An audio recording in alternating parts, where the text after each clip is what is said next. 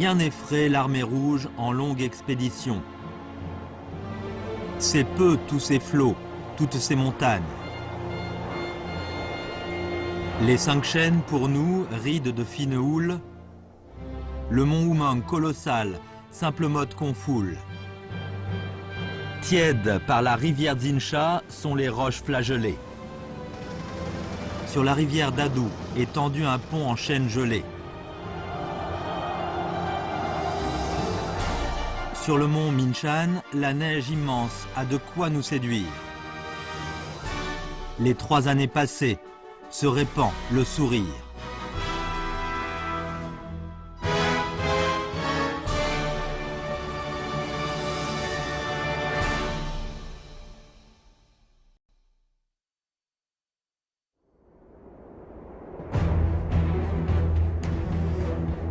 Au début des années 1930, apparurent successivement des zones rouges sur la carte de la Chine. Il s'agissait des bases révolutionnaires que dirigeait le Parti communiste chinois. Elles portaient un nom influencé par l'URSS de l'époque, zone soviétique. À leur apogée, les zones soviétiques totalisèrent plus de 400 000 km² avec une population d'environ 30 millions d'hommes. Formées par une dizaine de bases révolutionnaires en zone rurale, elles étaient réparties dans les régions aux confins d'une dizaine de provinces, dont le Hunan, le Hubei et le Jiangxi.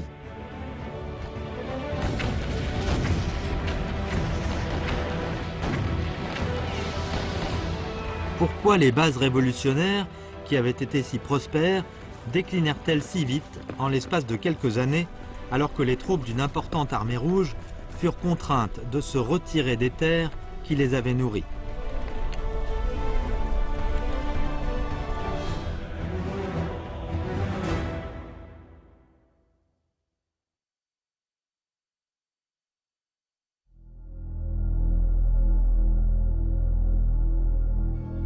En septembre 1933, le Kuomintang déploya 500 000 soldats et avec Chiang au poste de commandant en chef en personne, lança la 5e campagne encerclement contre la zone révolutionnaire centrale.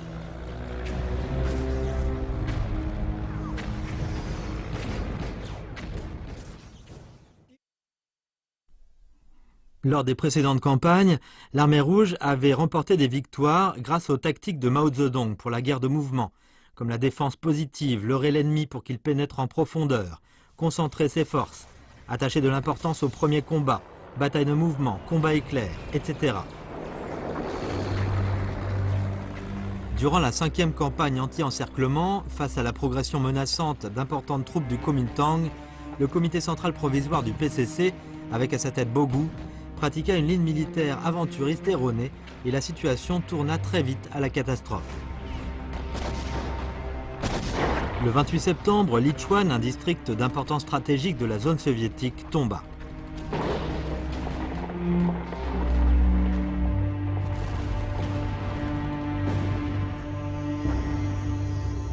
Le soir même, Otto Braun, conseiller militaire de l'Internationale communiste, arriva à Jwezin.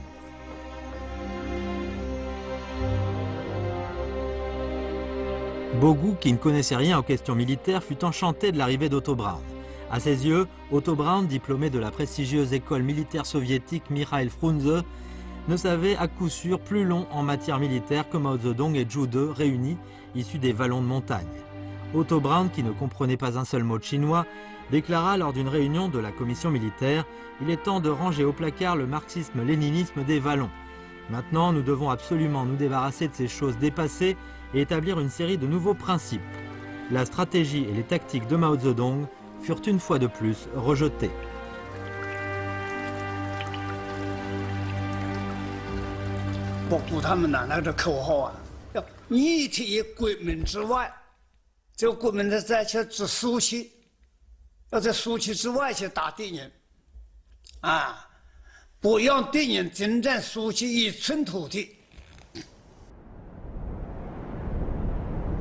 La région montagneuse du sud du Jiangxi ouest du Fujian était parsemée de montagnes et jalonnée de pics. Une distance de quelques dizaines de kilomètres sur la carte était en fait beaucoup plus longue. Otto Braun commanda les troupes en se basant sur la carte. À la fin, quand l'armée rouge atteignit la zone d'opération après une marche forcée, Ce qu'elle rencontra fut l'ennemi en attente là, de pied ferme. Ce qui est plus grave, c'est que dans les circonstances de grande différence ou de puissance en termes de nombre de troupes et d'équipements engagés en faveur de l'ennemi, Otto Braun ordonna à l'armée rouge de livrer des batailles de position, de blocos contre le Kuomintang. Le commandement sans considération pour les réalités de la guerre. 李德这个人呢，也许打正规战他是有点经验，做游击战呢他根本是没有经验的，特别这个人他根本对中国情况不了解。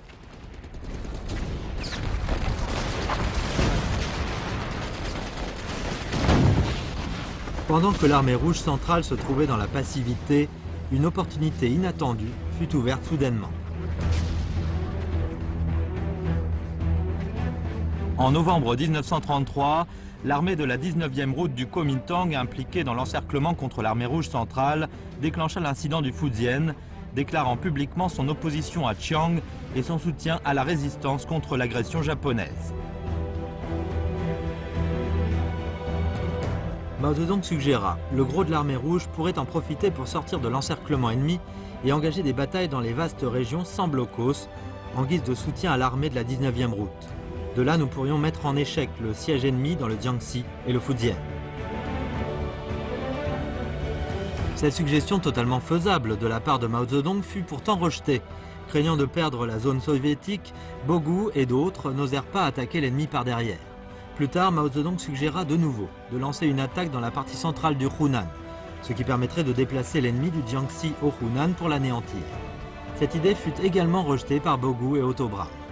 Dès lors, l'armée rouge centrale perdit à jamais la possibilité de faire échouer la 5e campagne encerclement. Le 10 avril 1934, en rassemblant 10 divisions de troupes, le Kuomintang lança une attaque contre Guanshan, la porte de la zone soviétique centrale. Guanshan est situé à 150 km au nord de Jwezin. Au cas où Guanshan tombait aux mains de l'ennemi, la capitale du pouvoir rouge serait complètement exposée.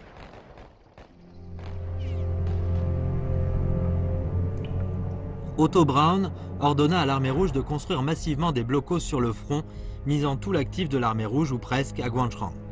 Les officiers et soldats de l'armée rouge étant confinés dans leur position, ils devinrent les cibles des raids aériens et des bombardements massifs de la part de l'artillerie du Kuomintang. 人家有飞机大炮，咱们呢大炮也很少很少，飞机没有，是吧？另外也用碉堡政策，推到哪里碉堡做到哪里。我们也在这边也做碉堡，你的碉堡做好了以后，他一个炮弹能给你打掉了，他的那你打不了。我在云是修碉堡吗？我修了1个月，那没有手榴弹。 用那个酒瓶子搞海参炸药当手榴弹扔出去，看见那个松树当路财，没有子弹。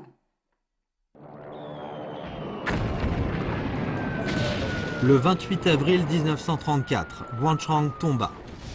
Durant les 18 jours de combat, l'armée rouge perdit plus de 5000 hommes, morts et blessés compris. Ce fut la bataille la plus sanglante pour l'armée rouge dans la 5e campagne anti-encerclement. Prang Do-Hwai ne pouvait plus contenir sa fureur. 这场战斗是相当残酷，所以彭德怀呢是坚决不同意打。这个彭德怀骂这个李德叫湖南话叫“宰卖牙田心不疼”。 就是宰就是儿子，牙就是父亲，儿子卖父亲的田呢，心不痛。这把李德骂，李德说他封建，这个确有是，这个是，这我在场。 Après avoir pris le contrôle de Guanshan, les troupes du Kuomintang se divisèrent en plusieurs routes pour s'attaquer à Singguo, Ningdu, Shechang, etc. de la zone soviétique menaçant directement Jwezin. La zone soviétique, qui avait été rutilante, fut exposée au danger imminent. En mai 1934, le comité central du PCC fut contraint d'envisager de se retirer de la zone soviétique centrale. Le 25 juin, l'internationale communiste donna son aval. Aussi, Bogu, Otto Braun, alias Lide, et Zhou Enlai formèrent-ils une troïka et commencèrent à planifier discrètement le retrait stratégique. Cet échec sanglant inquiéta tout le monde dans l'armée rouge, du haut en bas. 我真是毛主席今个现在怎么办？他告诉我，说了，你要集中力量，给一个出身呢加强训练锻炼。第二一个啊，少体温的药店，大体温一路，大体温的侧路，大体温的尾巴。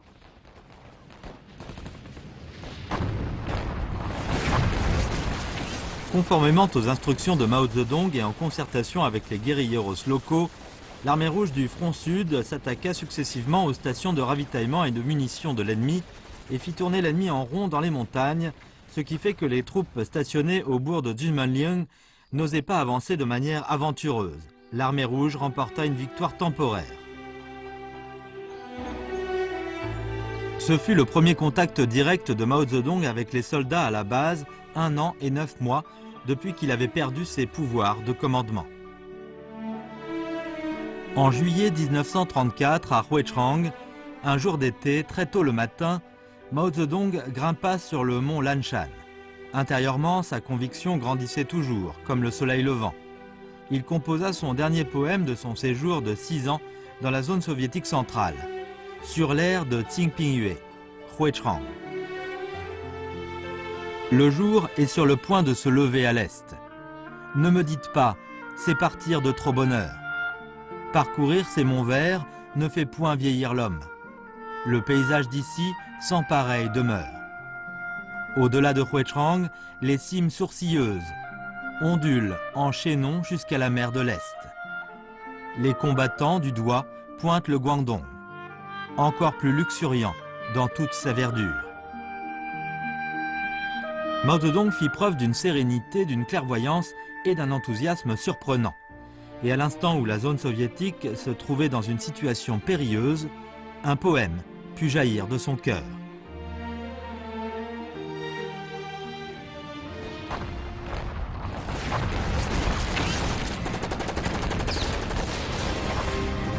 À cet instant, la défense sur 3 fronts de la zone centrale fut percée.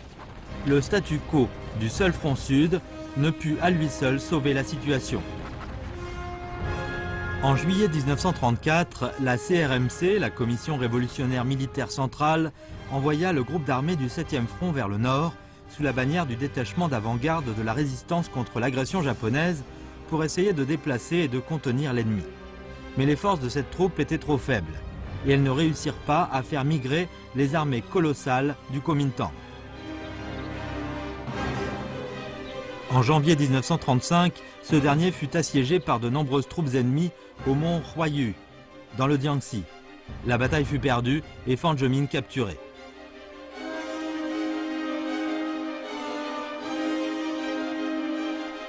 Apprenant que Fang avait été capturé, Chiang Kai-shek décida de le persuader en personne de se rendre. Il lui promit le poste de gouverneur du Jiangxi. La réponse obtenue fut une simple parole. Donnez vite l'ordre de m'exécuter.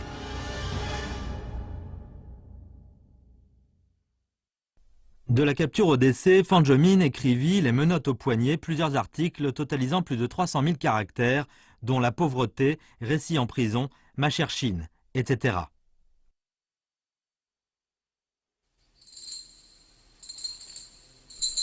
Le 6 août 1935, une quinzaine de jours avant son 37e anniversaire, Fan Zhemin, conduit au terrain d'exécution, regarda le fleuve Gan pendant quelques minutes, avant de se retourner vers ses bourreaux et de finalement dire « Allez-y ».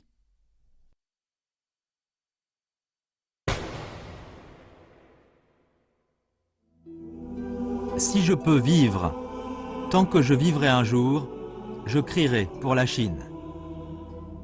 Si je ne peux pas rester en vie, je meurs, là où je verse mon sang, où je suis enterré. Il se peut qu'une adorable fleur y éclose. Cette fleur, considérez-la comme l'incarnation de ma sincérité.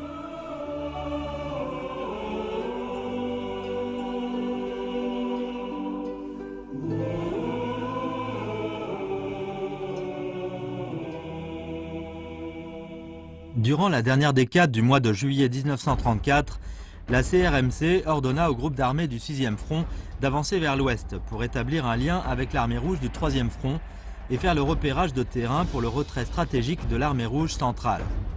À la seconde décade d'octobre, le groupe d'armées du 6e front et l'armée rouge du 3e front firent jonction au bourg de Muhuang, district de Injiang, dans le Guizhou. 会是打扰一下，因为他那个部队没有电视台，没有电台，我们有电台，后来才知道他们是河龙的部队。会合以后，河龙的一个讲话很有意思。他说：“你们刘军团的同志，因为到了河龙的地方，也可以好好休息了。不行，河龙的根据地在哪儿？在脚板上。”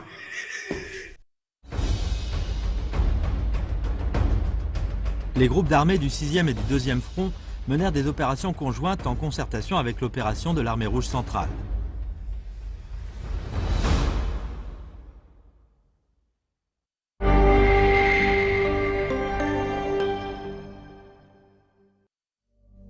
Le blocus économique, mené en même temps que l'encerclement militaire, eut pour effet de priver les zones soviétiques de produits de première nécessité à l'extrême.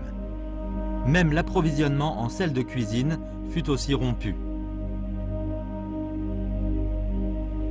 说实在话，是苏区里面敌人围剿，实在站不住脚了，没有吃的了，村村有死，有的村子里面完全是荒了，养活不了军队了。 所以要战斗，要红军占了专业，要开辟新的根据地。Les zones soviétiques rétrécissaient de jour en jour. En août 1934, les troupes de la route nord du Kuomintang s'approchèrent de Jwezin. L'armée rouge les intercepta. Ce fut une bataille violente et cruelle. 敌人呢是准备要8月1号要通过高湖脑占领瑞金，结果我们在那里严重的阻截敌人，使敌人呢没办法过关。所以高湖脑是红军有史以来最大的一次防御作战。彭德怀是来指挥的，拿着敌人的大炮回去也打，我们打的子弹没有，缓缓的打了3天。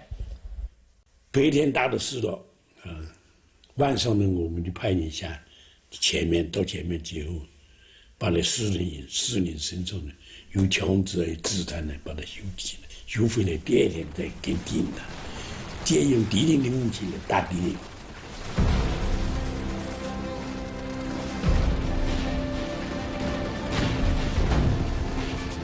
La bataille de Gaorunao fut une grande victoire dans les batailles de défense que l'armée rouge mena dans son existence, en tuant et blessant plus de 4000 soldats du Kuomintang.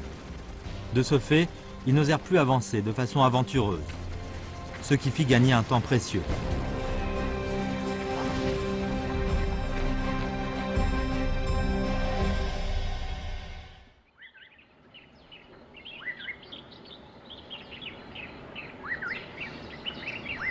Les préparatifs du retrait s'accéléraient discrètement. Nie Zhongzhen, commissaire politique du groupe armé du premier front à l'époque, raconta ceci de mémoire. Lin Biao et moi sommes arrivés à Jwezin un jour avant le délai prévu. Le camarade Zhou Enlai s'est spécialement entretenu avec nous. Il a expliqué que le comité central avait décidé que l'armée rouge procéderait à un retrait stratégique et que nous devrions nous y préparer très discrètement. Gang Biao, commandant du 4e régiment de l'armée rouge à l'époque, écrivit ceci dans ses mémoires. Le commandement de la division ne cessait de nous convoquer pour que nous allions prendre des vêtements rembourrés, recevoir des pièces de monnaie d'argent et récupérer des munitions. Les blessés légers hospitalisés ont regagné leurs unités avant terme.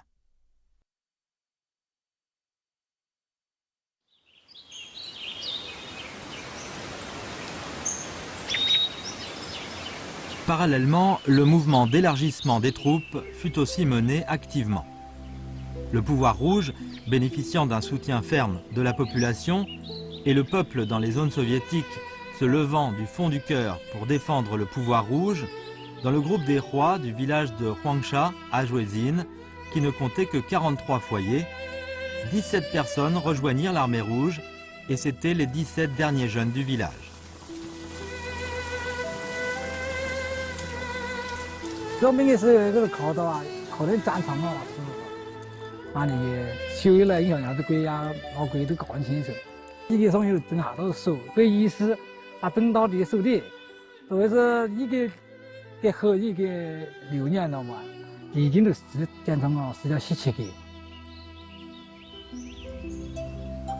Les pins ont grandi depuis longtemps, mais aucun des jeunes gens qui les avaient plantés à l'époque n'est jamais revenu.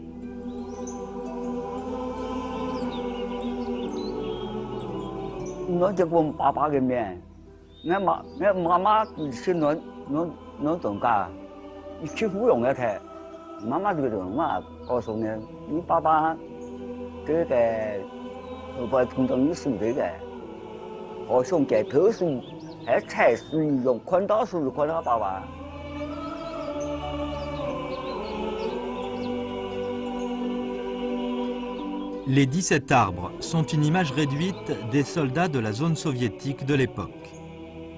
Les arbres, toujours verdoyants, forment une gigantesque stèle commémorative.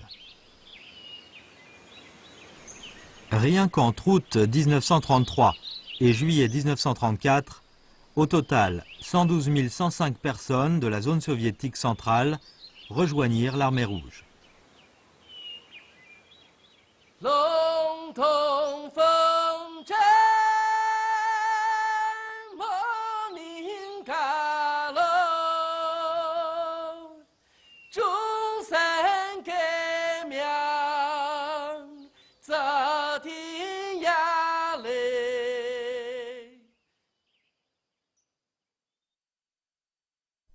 Pendant que l'armée rouge préparait les préparatifs jour et nuit pour le retrait stratégique, le comité central du PCC reçut une information.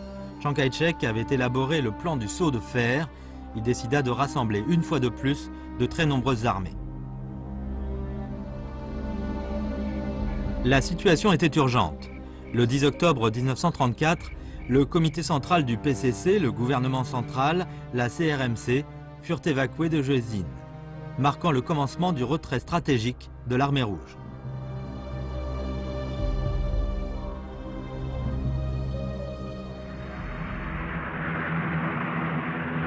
À cet instant, Chiang Kai-shek, sûr de lui pour mater l'armée rouge, quitta le Jiangxi et fit une inspection dans 10 provinces au nord-ouest et au nord de la Chine. Ce qu'il n'avait pas imaginé, c'est que l'armée rouge avait déjà entamé son retrait stratégique.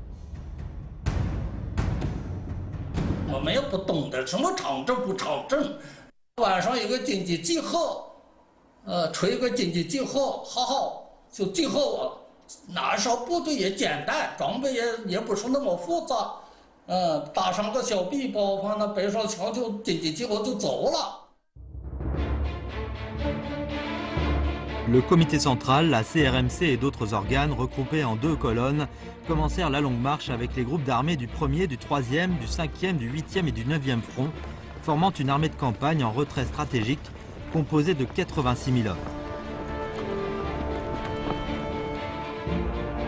Parallèlement, le comité central décida que la 24e division de l'armée rouge, sous la direction de Xiang Ying et de Chen Yi, ainsi que des forces locales, au total 16 000 combattants, resteraient sur place pour couvrir le retrait de l'armée rouge centrale.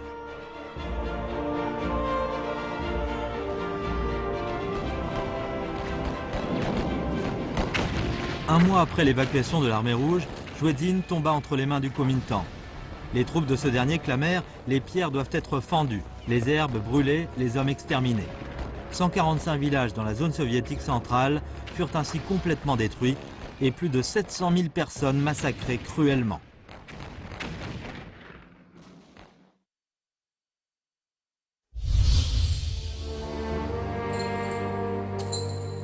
En février 1935, Tsuchiobei fut capturé au moment où il essayait de rompre l'encerclement en direction de l'ouest du Fujian. Face à la séduction par l'ennemi, Tsu déclara « L'homme tient à son histoire, plus qu'un oiseau à ses ailes. Je vous prie de ne pas déchirer mon histoire. » Le 18 juin, au petit matin, au pied du mont Luohan à Changting, Fujian, une légère brume planait. Tsuchiobei, 36 ans, alla sur un gazon et s'assit en tailleur. Puis il sourit au bourreau. « Cet endroit me convient bien, dit-il. » Après, il chanta l'Internationale, qu'il avait traduite en chinois, et se sacrifia.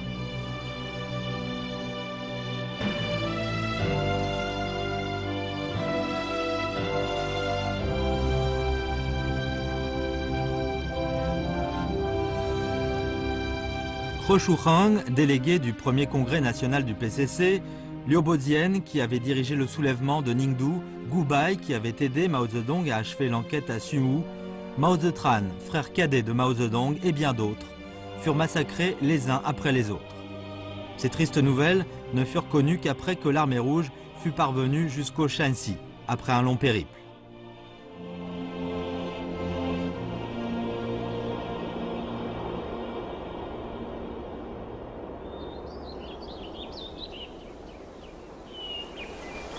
Le vent d'automne soufflait. Les oiseaux sauvages fuyaient le froid. Le 16 octobre 1934, le quai sur la rivière Yudu, d'ordinaire très tranquille, s'anima soudainement. Des troupes à pas pressés se rassemblèrent au bord de la rivière.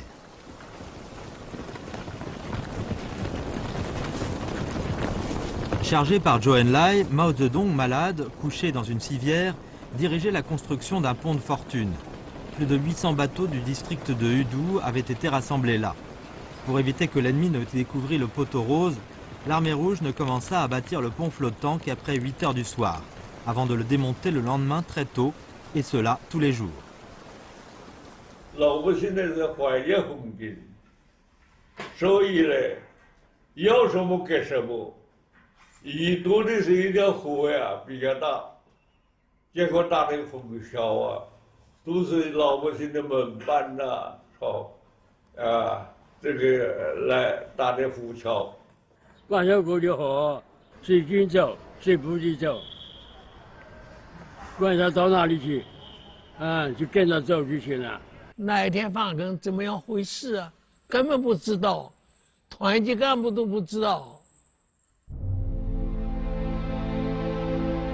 Sous le manteau de la nuit, saluait le départ de l'armée rouge sur 5 km.